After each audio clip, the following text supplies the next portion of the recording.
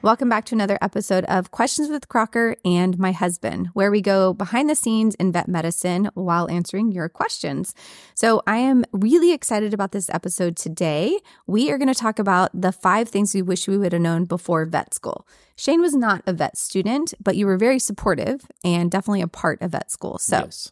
We will get into it after we do a little bit of housekeeping. Hey, thank the people that left reviews. We got some reviews. We have had some reviews. So if you have... Your sister? If you have gotten value out of this podcast, or if you're just enjoying yourself, we definitely want it to be educational and entertaining. You can share it on social media. You can go and leave a review because that is the biggest way to help this podcast succeed and reach more people. So we do appreciate, and big shout out to family and friends that have left reviews so far. So in general, in vet medicine, there's a lot going on right now. We have a big conference coming up in Denver in July, which I will be at. And right before the AVMA convention, I am actually going to be at the Hills New Grad Symposium, and we'll be teaching a little bit about networking and social media. So I'm excited about that. Do I know a little bit about networking and social media? Yes. If you want to follow me personally on social media, it's at dr.tanasia.crocker. And we talk about a lot of things on social media. We share cases. We talk about what's going on in the vet industry. Sometimes there's a little bit of tea spilled, a little bit of controversy, but it's a way to stay a little more up to date. And then you can submit your questions that way to the podcast for Shane and I to answer. Now, we today are going to do a this or that episode. And that means a this or that segment. And that means that we're going to ask Shane this or that. Are you ready? I think so. Okay. If you were a veterinarian, would you rather be an equine veterinarian or a small animal emergency veterinarian? I love hypotheticals. They really fit my wheelhouse. I would say small animal emergency. Why? Inside. I like to be outside if I'm playing golf. True. But I don't want to work outside a whole lot. True. I think that's my upbringing, a lot of hot summers and cold winters. So yeah. I'd probably pick, and I think ER might be a little bit more exciting and go faster. It's very exciting. You make a little more money too. Yeah, that's always a plus. And that's something that is important to you. You're always hustling and making always money. Hustling, yes. Yeah. I definitely agree. I think the time we were dating and I was working at the 4-6s ranch and you came out and I was on full watch and you actually had to stick your hands and arms inside a horse. Let's be very graphic here. No, I was shoulder deep in a horse vagina. No. Shoulder deep. I don't think I had a glove on. You didn't. It was an emergency situation. I needed your help, stat. And you did it. You jumped in. You could at least said, hey, let's put on one of those big gloves that you buckle up to your collar. You can't grab them. You can't grab the feet. Well, anyways, we saved that baby. And let's be honest. It was disgusting. There was stuff all over the place. But when I looked at you, there was a tear in your eye. I have tears in my eye all the time. No. I might have a tear in my eye right now.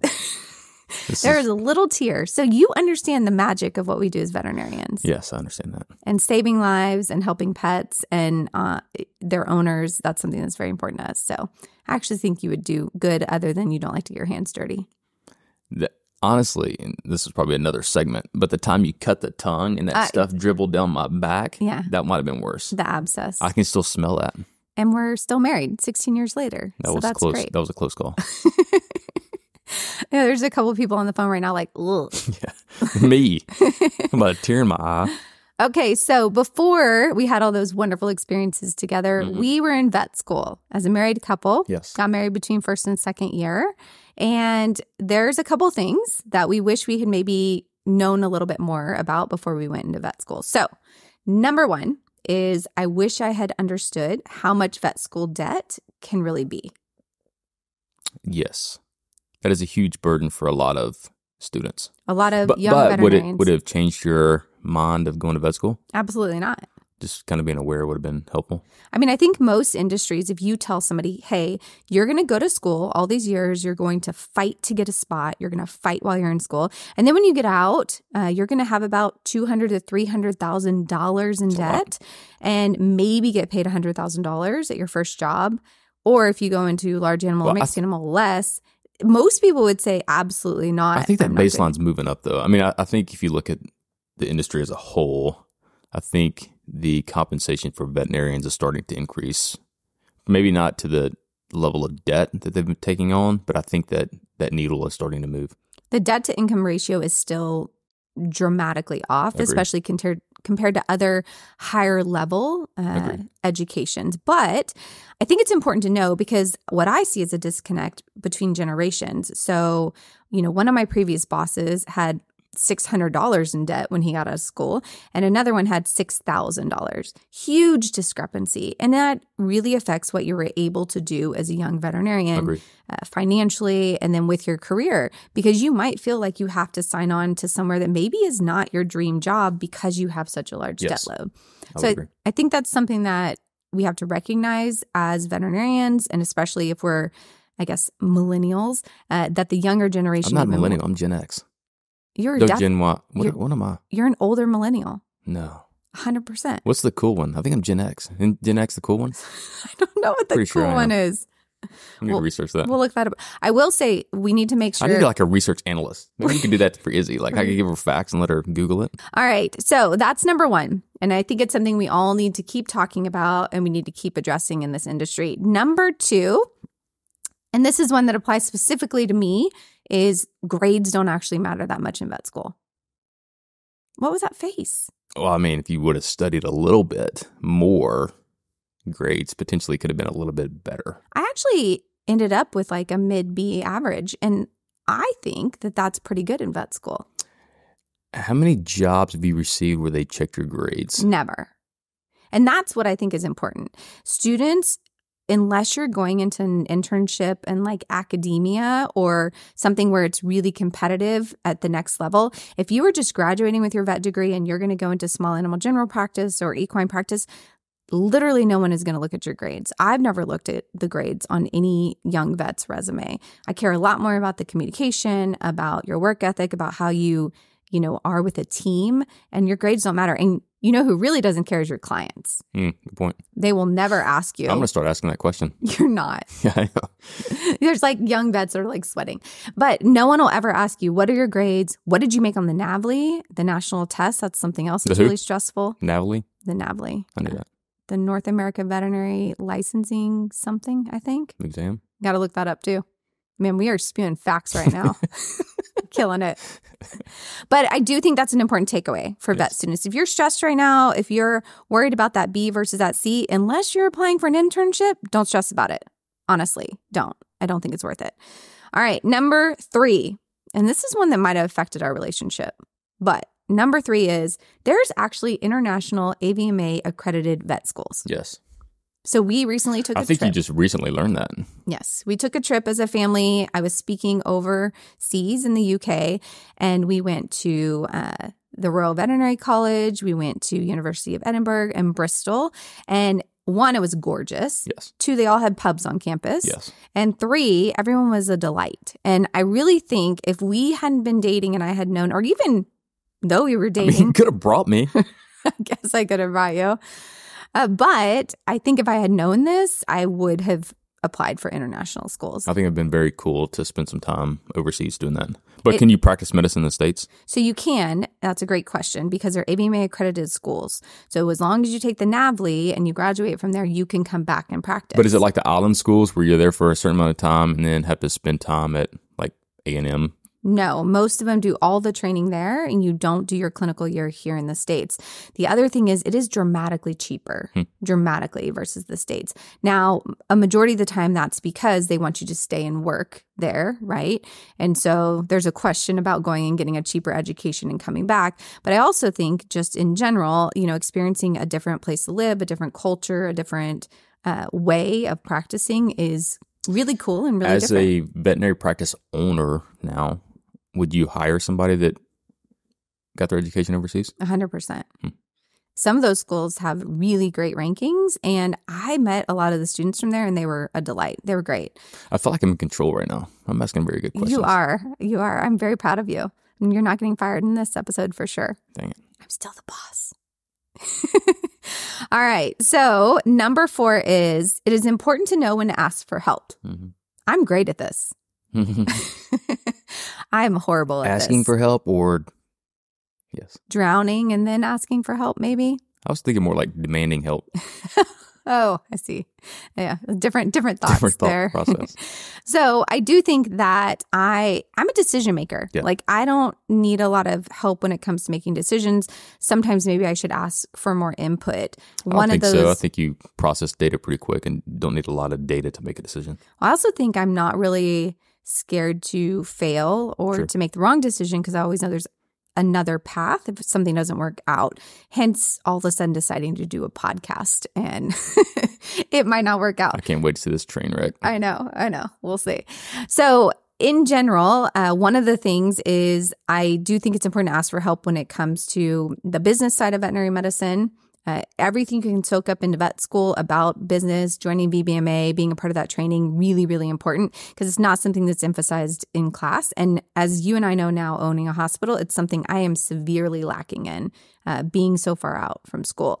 The other one is networking and trying to figure out your path in vet med. So I think identifying mentors that do the things you really like to do or you're interested in, connecting with them in school or at conferences is really helpful. I had Dr. Cohen, if you remember him in school, and he was instrumental in me finding the equine internship that worked for me and you as my partner. And I had a great experience as an equine intern. So I think really connecting with people, really asking for direction is important. And then also on the mental health aspect of it. And schools have gotten much better about supporting students on that side of things, but you have to know what your resources are and ask for help when needed. And I think also for couples. So I have a lot of students that tell me, you know, I'm having a hard time. My partner doesn't understand why I work so much, why I have to be at school so much, why I have to study so much. They don't feel like a priority. And I will tell them that they should get counseling while they're in school or they need to start figuring it out because you and I both know it doesn't get easier after graduation. Agreed. On the business side of things, can't you get like a MBA as well while you're in vet school? You can. So another great question, by the way. So I'm going to keep tally of these great questions. Get points so you don't get fired. So there's actually a couple programs that are joint DVM MBA programs. Most of them, the one I'm most familiar with, you do 2 years and then you do an MBA for a year and then you go back and do 2 more years. How many people actually do that? I only think they accept a few because it's a certain personality that does that. And then also that means you switch classes in vet school, which is not desirable to some people because you get to know your class really well. You get to be really close. Like we still hang out with people from my class. And so, you know, taking a year to go join a completely different program and then coming back is not always something that people want. But I think an MBA can be really beneficial in this industry, especially if you have aspirations to own practices and to grow overall as a veterinarian. Yeah, or even go into like the corporate route. I mean, there's a lot of corporate jobs out there that would probably benefit, you know, a veterinarian that has an MBA. But I do think asking for help, I mean, there's a ton of bankers and CPAs and lawyers that specialize in vet med. So I think there's ways to find help to fill those gaps for, you know, needed information, if you will. So I mean, I was just curious about the MBA. You and I have identified a lot of resources just through podcasts and books that we'll be sharing along the way that have certainly helped us with our journey. So I do think that's important. On the overall asking for help side of things, do you think a majority of vet students, because they had to fight so hard to get where they are, they consider it like weak if they ask for help? Or why do you think it's hard for us a lot of times? I don't know if it's weak. I think it's potentially a personality thing. Like I look at a lot of the vet students that you're around when you travel and stuff like that, and I feel like there's quite a few that maybe are introverts. So they don't know how to engage or ask those questions, right? I mean, maybe they went into vet medicine because they kind of like, you know, just working with animals and thinking they don't have to deal with people as much. But maybe the aspect of just being an introvert and not really knowing how to ask is probably more than those that are scared, I guess. On that note, at AVMA, I'll be talking about networking as an introvert if you want to come listen to that talk. And you are not an introvert. I am not. I am an extrovert times 1,000. Yes. And so I think that I have to recognize that it's actually hard for some people to get out of their comfort zone and to ask for help. And I have to identify that in people and young veterinarians that I mentor and work with because I want them to be comfortable, right, in the situation. And they might not be comfortable in a huge room talking about their feelings, but one-on-one over coffee, is more ideal for them. So I do think that's important. There was something that you just said that made me want to add another thing to the 5 things I wish I had known. Now I'm going to be mad about it. Anyways, number 5 is that you have to over communicate your needs. Yes. So in general, that would be with you as my partner. I think also in class with people that you are doing team things with, when you're having projects together, when you're studying with people, kind of what you need to be supported to get through those moments. I would say my friend group was a work hard, play hard group. Play hard, play hard. Yes. A fair amount of people wondered how we graduated vet school. Great guys and girls. We have a lot of really successful people from our friend group in this industry because a lot of us were extroverted and really enjoyed being out there and talking and communicating, which is the hard part of veterinary medicine when you get out. But I do think that with you and I, we kind of had an idea of what it would be like and we got married, but there was definitely moments where you had to kind of call me out and say, hey, I need more from you at this moment. Or I had to say, hey, I don't have anything else to give right now. I still have those moments, I think, working in the ER sometimes, but I had to learn to say, I can't talk right now, or I'm completely worn out mentally and emotionally.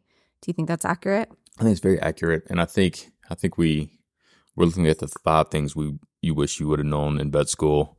This is for somebody that's not necessarily even married, right? I mean, they could be dating, but you have to be willing to over-communicate at this point during vet school, or I think a negative relationship could affect your ability to learn and grow while you're in vet school.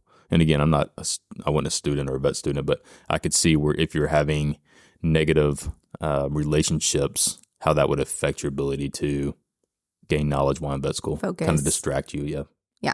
I do think knowing someone was in my corner no matter what, and someone wasn't going to judge me if I didn't do well on a test, and someone was going to, help me and even just stock the fridge and be there, when I needed them, was a huge sense of relief. And that is an important point, that finding your support group and network, if you don't have a partner, right, or you're not married in vet school, finding other people that will help and support you is really, really important to your success. And even over communicating with other students, right? Like, hey, I'm struggling a little bit. Right. Can you help me?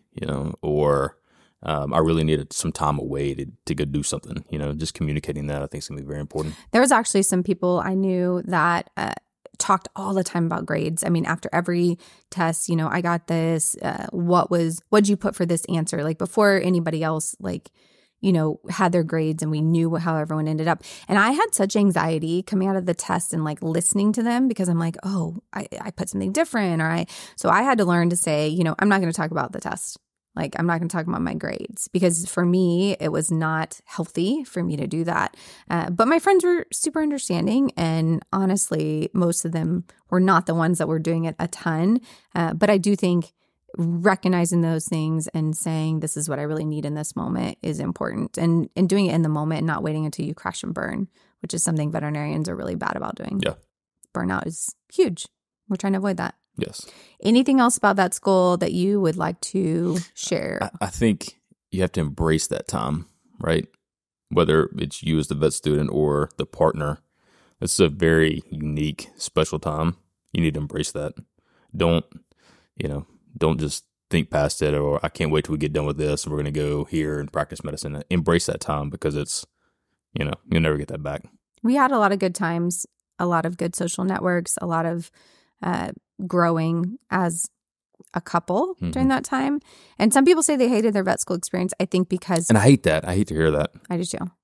I mean, there may be a huge correlation to burnout in vet med if you had a terrible experience in vet school. That's actually interesting. I don't know. I would research that. I would like to just make sure everyone's aware. I'm sure they are by now, but we are 1, not couples therapists, and 2, not specialists in any of these things. Yeah, take advice at your own risk. We are sharing our own experiences and hoping that people can take away from that. So 5 things we wish we had known before vet school. 1, that the debt can be crushing and the debt to income ratio honestly just sucks. 2, that grades really don't matter that much unless you're looking to specialize or be an intern. 3, that there are international AVMA accredited vet schools. So if you want to explore and travel as a vet student, that's a great opportunity for you. 4, asking for help is really important, whether it's in classes, whether it's your career path. Reach out, network, that will make a big difference. And 5, over-communicate your needs with your partner, with your friends, with the people that are around you, so you have a better, more supportive experience in vet school and you don't isolate yourself. I think that's one of the worst things you can do in this industry. Yes. We need to support each other. So hopefully you enjoyed these tips and tricks. We are going to ask that if you get a chance to review us, that'd be great on whatever platform you're listening on. If you want to like, share, save this podcast, share it with a friend who's in vet school, that would be awesome. Pre-vet students? Oh, pre-vet students. I actually have some parents reach out to me and say, my kid wants to be a vet. What can I do? And so that's another reason why I felt Have your kid reach out. Okay, we can get into that another day. The generational the hovering differences. parents. I mean, oh gosh. Just saying. Listen, I know. Tamp down the judgment. All right. We're here to teach and support people. Support and love. But thank you guys so much for listening. If you have questions, make sure to drop them in our social media handles at dr.tanasia.crocker. Shane doesn't even know his, so we're not going to go there. It's an adventure. And then my website, drcrockerpetvet.com, is where you can also send us some questions. But you guys have a great day, and hopefully vet school is going well for you.